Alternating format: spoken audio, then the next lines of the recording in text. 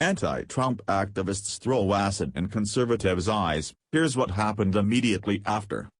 This has to be one of the sickest things I have ever seen come out of social media ever.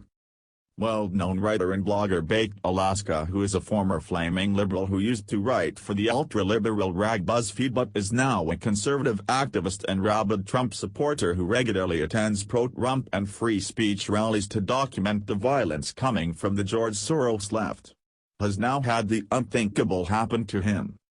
Baked Alaska was in attendance at the Charlottesville rally this past weekend.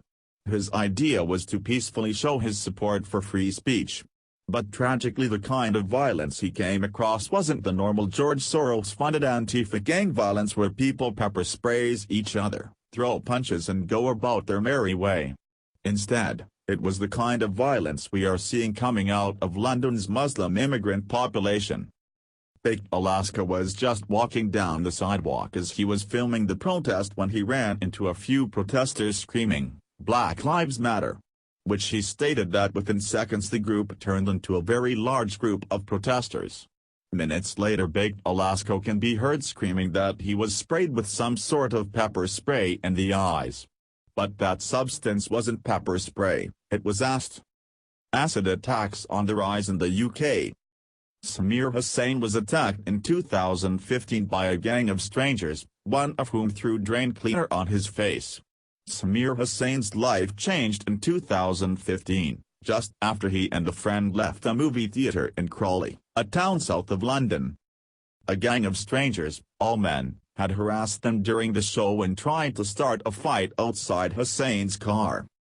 He noticed that one of the men held what looked like a bottle of water in his hand, wrapped in a sweater. The man splashed it on Hussain. "When the substance touched my face, for literally a split second, I thought to myself, this feels a lot heavier than water," Hussain, a 29-year-old mobile phone company manager from Redhill, Surrey, recalled. "It stuck to my skin, I could feel my skin stripping away." The liquid was drain cleaner containing an extremely high percentage of sulfuric acid. Corrosive substances are increasingly used as weapons in the UK, especially in London, which had more than 450 attacks in 2016. London's Metropolitan Police have recorded more than 100 attacks in the first 4 months of this year, many in East London. The most recent attack happened just last week. "We are now at levels that one of my colleagues described as epidemic," said Dr. Martin Neal, a burn surgeon at Mid-Essex Hospital, where many acid attack victims in East London are treated. "Everyone, ourselves included, has been shocked by this emerging threat to public health." Acid attacks in the UK actually date back to before Victorian times.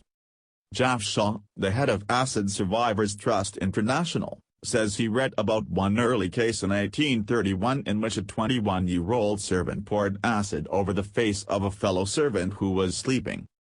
And for that attack, he was sentenced to be hung, Shaw says. Jaff Shaw is the head of Acid Survivors Trust International, a non-profit working to end acid attacks. He says assailants use acid today for many of the same reasons as they did in Victorian times. It's easy to purchase, there's no way of tracing payments if you pay by cash, and they know the likelihood of being charged for carrying acid is very remote.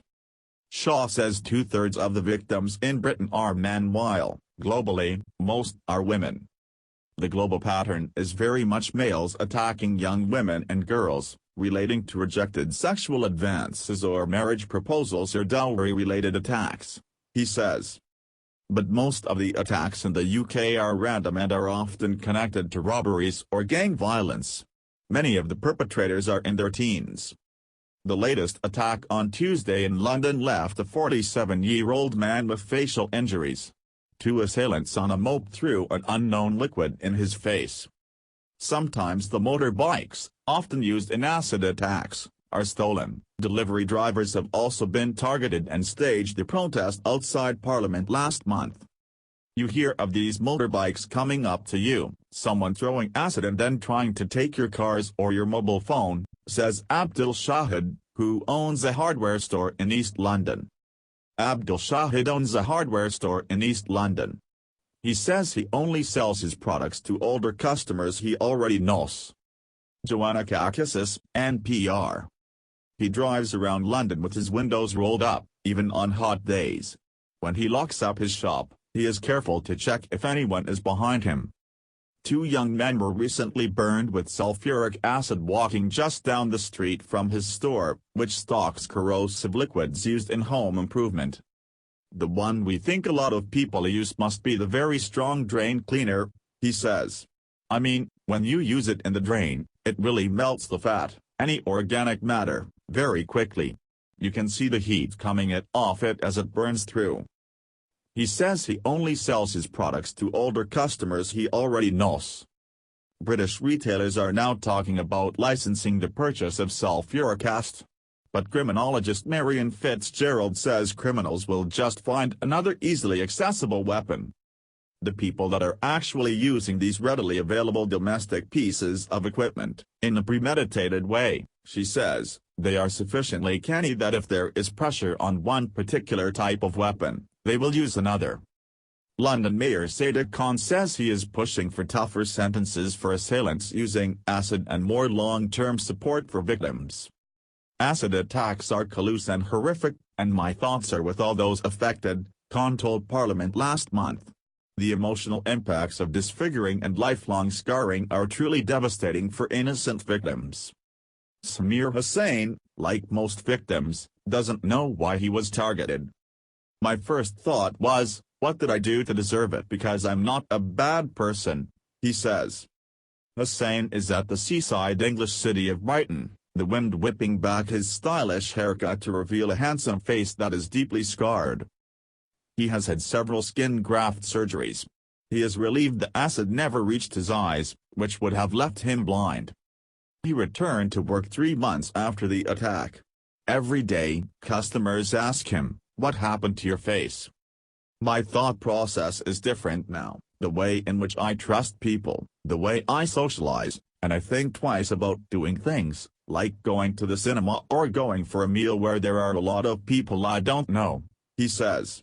Because if good people can hurt for no reason, then anybody can get hurt. And that is the hardest feeling to overcome.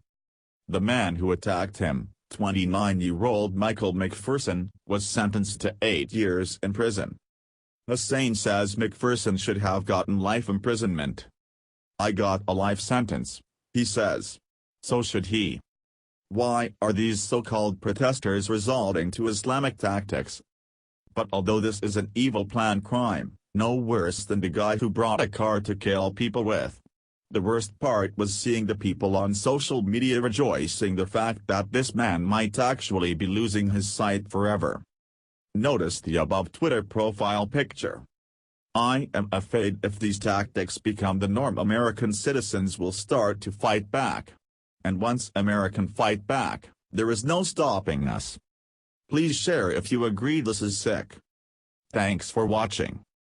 Please subscribe Breaking News 365 channel.